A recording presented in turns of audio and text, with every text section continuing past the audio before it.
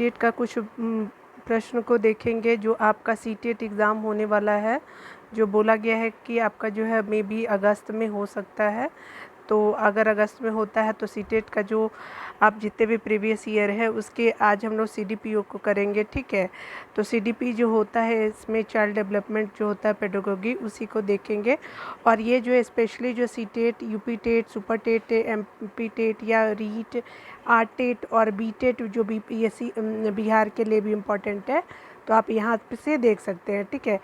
तो ये सारे मतलब पेडागोगी को ये कवर कर लेगा। तो चलिए आप स्किप मत कीजिए, ये बहुत ही शॉर्ट वीडियो होगा जो आप अगर लाइक करेंगे तो ज़रूर है कि अगला वीडियो आपके लिए ज़रूर आएगा। और इसी तरह के कंटेंट के लिए आप जो है मेरे चैनल को सब्सक्राइब कर लीजिए, जिससे कि बेस्ट कंटेंट आपको हर टॉपिक के ऊपर मिल सकता है, ठीक है। तो चलिए लाइक शेयर भी आप कर सकते हैं, ठीक है। चलिए यहाँ पे देखिए क्या बोला जा रहा है। तो पहला प्रश्न बोल रहा है कि आपका जो बालक के विकास की की दशा जो होती है कैसी होती है। तो आपकी बालक के विकास की दिशा जो होती है वो सिर से पैर की तरफ होती है, ठीक है। पैर की ओर होती है, इसे केंद्र से बाहर की ओर यानी सामान्य से विशिष्ट की ओर, इसे केंद्र से बाहर की ओर भी बोल सकते हैं या सामान्य से विशिष्ट की ओर भी बोल सकते हैं, ठीक है। तो ये इस तरह से आप याद रखिएगा दोनों बातें।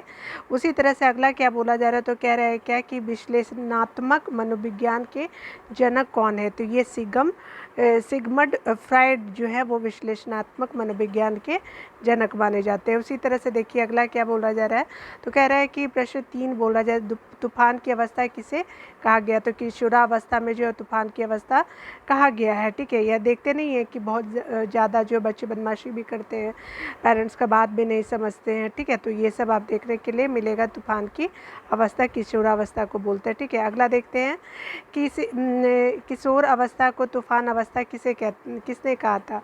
तो ये स्टेनले हाल ने कहा था कि किशोर अवस्था को तूफान अवस्था कहा था, ठीक है। उसी के अलावा देखिए नैतिक विकास का सिद्धांत किसने दिया था। तो नैतिक विकास का सिद्धांत दिया था कोहल वर्ग ने दिया था, ठीक है। तो अगला देखते प्रश्न नंबर 6 देखते हैं। तो यहाँ पे क्या बोला जा रहा है। तो मूल प्रवृत्ति का सिद्धांत किसने दिया था। मूल प्रवृत्ति का सिद्धांत जो है वो ठीक है मैकडोनल्ड ने दिया था। और टोटल कितनी मूल प्रवृत्तियाँ हैं, ये तो 14 हैं, ठीक है। तो आप याद रखिएगा। संवेग क्या होता है, 7 नंबर प्रश्न देखते हैं। तो संवेग क्या होता है, मन की उत्तेजित दशा को संवेग कहते हैं। मन की उत्तेजित दशा को क्या कहते हैं, आपका संवेग कहते हैं। जैसे आपका क्रोध होना, खुशी होना, उदासी, इस तरह के क्या होते हैं, संवेग की अवस्था होती है, ठीक है।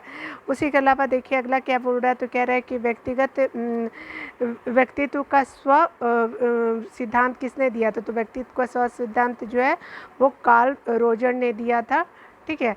तो इसमें देखते हैं अगला क्या बोला कि सीखने का सिद्धांत किसने दिया था। तो स्व व्यक्ति का सिद्धांत कार्ल रोजर ने, सीखने का सिद्धांत थॉर्नडाइक ने दिया था। थॉर्नडाइक ने सीखने का सिद्धांत दिया था। उसी तरह से आपका बोला जा रहा है कि खेल पद्धति के जनक कौन है। तो ये किल पैट्रिक जो है वो खेल पद्धति के जनक है, ठीक है। तो इस तरह से आपका प्रश्न संख्या हम लोग 11 को देखते हैं। तो इसमें क्या बोल रहा है। तो कह रहा है क्या कि ह्यूरिस्टिक पद्धति के जनक किसको माना गया है। तो ये जो है आर्मस्ट्रांग जो है वो ह्यूरिस्टिक पद्धति के जनक है।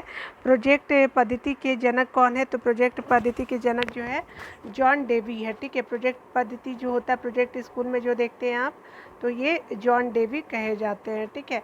उसके अलावा देखिए अस्थाई मानव दांत कितने होते हैं। तो जो टूटते हैं तो ये 20 होते हैं अस्थाई, ठीक है। दांत जो होते हैं मानव के 20 अस्थाई दांत होते हैं, ठीक है। उसके अलावा देखिए मनुष्य शिशु के मस्तिष्क का वजन कितना होता है। तो 3.5 ग्राम का जो होता है, 3.5 ग्राम का जो होता है वो क्या होता है, शिशु का मस्तिष्क होता है, ठीक है। 250 ग्राम से थोड़ा सा ज़्यादा, ठीक है। अगला देखते हैं इसमें क्या बोला जा रहा है। तो कह रहा है कि मनुष्य के मस्तिष्क का वजन कितना होता है। तो मनुष्य के मस्तिष्क का वजन जो होता है वो 1400 ग्राम होता है, शिशु का तो 350 ग्राम होता है, ठीक है।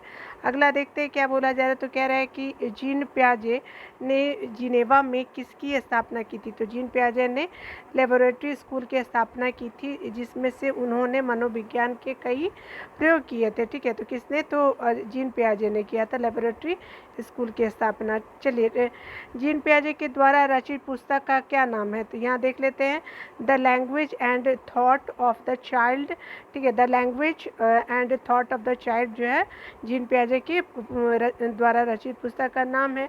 और ये कब रचित किया गया, रचना किया गया इसका? तो 1923 में इसका रचना किया गया, ठीक है। तो इस तरह से हमने 17 नंबर। अगला 80 नंबर प्रश्न क्या बोला, तो कह रहा है क्या कि आपका जो कहा जा रहा है, तो कह रहा है कि जीन पियाजे जो है वो आपके संज्ञानात्मक विकास को ध्यान में रखते हुए बालक की कितनी अवस्था बताई है? तो ये जो है जीन पियाजे ने जो है वो संज्ञानात्मक विकास को ध्यान में रखते हुए बालक की 4 अवस्थाएं बताई हैं, ठीक है। तो संज्ञानात्मक विकास को ध्यान में रखते हुए किसने? तो जीन पियाजे ने, ठीक है। अगला देखते हैं हम लोग 19 नंबर, ये कौन कौन सी अवस्था है? तो चलिए देख लेते हैं, ये 4 अवस्थाएं की बात की गई है। तो पहला अवस्था जो है आपका क्या है? तो आपका है संवेदी, जो है वो संवेदी गत्यात्मक अवस्था होता है, जिसकी जन्म से 2 वर्ष की अवस्था को क्या कहते हैं?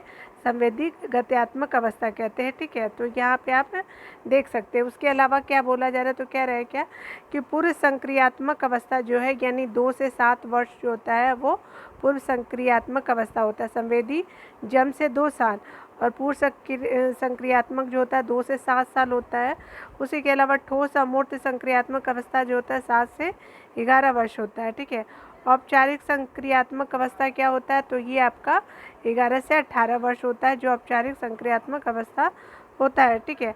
अगला देखिए यहाँ पे क्या बोला, तो कह रहा है कि आप देख सकते हैं कि संवेदी गत्यात्मक अवस्था को और किस नाम से जाना जाता है? तो इंद्रिय जन अवस्था, ज्ञान की अवस्था कहा जाता है। तो इस संवेदी गत्यात्मक अवस्था को इंद्रिय जन ज्ञान की अवस्था भी कहा जाता है, ठीक है। चलिए अगला देख लेते हैं 20 नंबर प्रश्न। अगला क्या बोला कि अधिगम अंतरण से क्या तात्पर्य है? तो अधिगम अंतरण से जो है वो किसी पूर्व ज्ञान के आधार पर नए ज्ञान को सीखना ही अधिगम अंतरण है, यानी पूर्व ज्ञान के आधार पर ही नए ज्ञान को सीखना जो है अधिगम अंतरण है, ठीक है। साइकिल चलाने वाला व्यक्ति स्कूटर चलाना जल्दी सीख जाता है, बिल्कुल यही बात यहाँ पे भी है। जैसे मान लीजिए कि आपने ABCD सीख लिया है, तो ज़रूर है कि एन आप बनाना सीख जाएंगे, एंट बनाना सीख जाएंगे। तो ये डिपेंड किससे हुआ? ABCD से ही हुआ। इसी तरह से यहाँ पे बोला जा रहा। तो 21 नंबर प्रश्न देखिए। 21 नंबर प्रश्न क्या बोला कि अधिगम अंतरण कितने प्रकार के होते हैं? तो अधिगम अंतरण जो होते हैं वो आपके 3 प्रकार के होते हैं, ठीक है। कितने प्रकार के? तो ये आपके 3 प्रकार के होते हैं। उसी तरह से देखिए यहाँ पे जो आपका बताया जा रहा है, तो कौन कौन से? तो धनात्मक अंतरण होते हैं, शून्य अंतरण होते हैं, ऋणात्मक अंतरण होते हैं, ठीक है। तो ये आप देख सकते हैं अधिगम कितने अंतरण होते हैं? 3 प्रकार के होते हैं, ठीक है। तो चलिए अगला देखते हैं। अगला आपका क्या बोला जा रहा है, तो कह रहा है क्या कि घनात्मक अंतरण कितने प्रकार के होते हैं? तो ये घनात्मक अंतरण भी 3 प्रकार के होते हैं। कौन कौन से? तो क्षैतिज समानांतर होते हैं, उसके अलावा ऊर्ध्व यानी लंबवत भी होते हैं, उसके अलावा जो होते हैं द्विपार्श्विक भी होते हैं, ठीक है। क्षैतिज समानांतर होते हैं, ऊर्ध्व यानी लंबवत जिसको बोलते हैं, और द्विपार्श्विक जो होते हैं घनात्मक अंतरण होते हैं, ठीक है। और टोटल 3 होते हैं। अगला देख लेते हैं, गणित संबंधी विकार को क्या कहते हैं? तो डिसकैलकुलिया जो कहते हैं गणित संबंधी विकार को कहते हैं, जो मतलब मैथ को समझने में उनको प्रॉब्लम होता है, ठीक है। पढ़ने संबंधी विकार किसको कहते हैं? तो पढ़ने संबंधी विकार को डिसलेक्सिया कहते हैं, ठीक है। अगला क्या बोल रहा है कि लिखने संबंधी विकार को क्या कहा जाता है? तो लिखने संबंधी जो होता है डिस्ग्राफिया होता है, ठीक है। तो याद रखिएगा, डिस्कुलिया जो होता है, डिस्कुलिया गणित से संबंधित है, पढ़ने वाला जो है डिसलेक्सिया होता है, और लिखने वाला क्या होता है दोस्तों? आपका डिस्ग्राफिया होता है, ठीक है। तो इस तरह से आप देख सकते हैं। चलिए 26 नंबर प्रश्नों को देखते हैं। यहाँ पे क्या बोल रहा है कि अपने छात्रों को दंडित करने के लिए आप उत्तर यानी सर्वप्रथम उन्हें समझाएंगे, ठीक है। कि तो क्या करेंगे कि दंडित करने के लिए सबसे पहले समझाएंगे, उसके बाद उपरांत क्या करेंगे?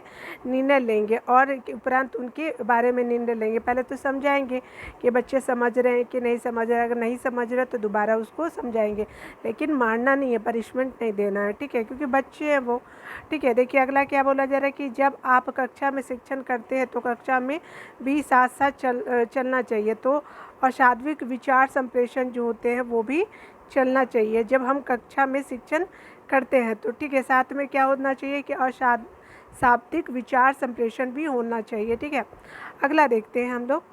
देखिए जो भी हम टीचर बनते हैं या जो भी टीचर के एग्ज़ाम हम लोग देने वाले हैं या जितने भी स्टूडेंट होते हैं, तो सबसे पहले स्टूडेंट के ब्रेन को समझना हमको बहुत ज़रूरी है। ठीक है, अगर ब्रेन को ही नहीं समझेंगे कि कौन बच्चा कितना वीक है, कितना वो मतलब नॉलेजेबल है, एक्स्ट्रा ऑर्डिनरी उसमें हैबिट्स है या नहीं, तो ये सब बच्चे जो होते हैं ना, उनको टीचर समझ के और उनको एक्स्ट्रा करिकुलम में दे सकते हैं। ठीक है, एक्स्ट्रा करिकुलम प्रोवाइड कर सकते हैं। ठीक है ना, तो याद रखिएगा कि बच्चे का ब्रेन बहुत रीड करना ज़रूरी होता है। ठीक है, शिक्षण के समय जो होता है विचार संप्रेषण द्वारा छात्रों पर प्रभाव डाला जा सकता है। तो शिक्षण के समय विचार संप्रेषण द्वारा छात्रों पर प्रभाव डाला जा सकता है। तो किस रूप से? तो मनोवैज्ञानिक यानी साइकोलॉजी के रूप में आप क्या कर सकते हो, उसको साइकोलॉजिकल भी आप उसके ब्रेन को ट्रेन कर सकते हैं। ठीक है, चलिए, छात्रों की भाषा के उचित विकास हेतु शब्द प्रभावशाली है तो कौन सा?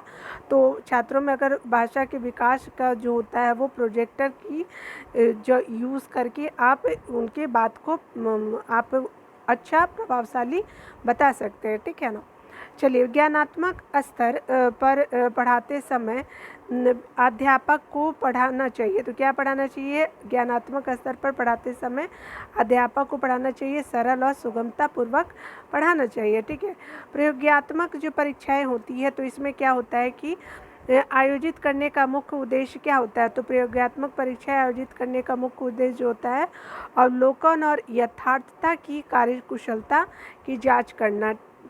ठीक है, तो ये अवलोकन करना और क्या मतलब यथार्थ है तो उसकी मतलब पूरे कार्यकुशलता को जांच किया जाता है। ठीक है, तो इस तरह से मैंने 30 प्रश्नों को करा दिया है आपको। और देखिए आपको हमारे चैनल पे जो है वो सीटेट से रिलेटेड या अदर एक्टिविटी जितने भी एग्ज़ाम होते हैं आपके बिहार से रिलेटेड, आपके सीटेट से रिलेटेड या सेंटर से जितने भी एग्ज़ाम होते हैं, तो सारे कंटेंट आपको यहाँ पे देखने को मिलेगा। तो आप इसको लाइक शेयर कर सकते हैं, मेरे चैनल को प्लीज़ आप सपोर्ट कीजिए।